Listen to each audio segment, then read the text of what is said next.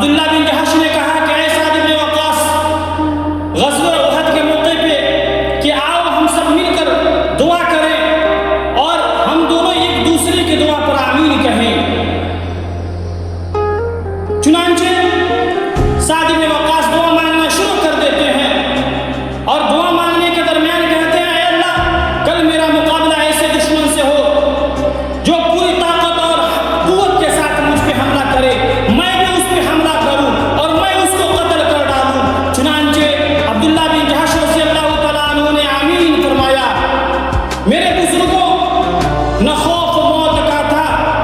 نہ دل میں کوئی غم تھا، نہ خوف موت کا تھا، نہ دل میں کوئی غم تھا، زبان پر ذکر خدا، ہاتھ میں علم تھا۔ اب چلیے عبداللہ بن جہش کے بارے میں،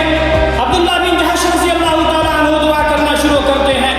دعا کے درمیان فرماتے ہیں اے اللہ، میرا مقابلہ کر ایسے دشمن سے ہو جو مجھ پر حملہ کرے، میں اس پہ حملہ کروں اور میں تیرے راستے کے اندر شہید ہو جاؤں۔ میرے وہ کان بھی کاٹ لے، میرا ناک بھی کاٹ لے، میرے جسم کے تمام اعضاء کاٹ لے، اور میں کل قیامت کے میدان میں اس حال میں تیرے پاس پہنچوں، تو مجھ سے پوچھے کہ اے عبداللہ یہ کیسے ہوا، میں کہوں فیک و فی رسولک، تیرے اور تیرے رسول کی محبت میں میں نے اپنے ناک کان سارے اعضاء کٹوا دیے۔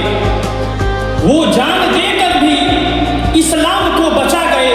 وہ جان دے کر بھی اسلام کو بچا گئے، قیامت تک آنے والی نسلوں کو جگا گئے، آنے والی تمام نسلوں کے لیے ایک مثال پیش کر دیا کہ جو بھی نسلیں آئیں ہمارے واقعات سے یہ سبق لیں کہ اس اسلام کو چاہے جس طریقے سے بھی ہو، اس اسلام کی روشنی کو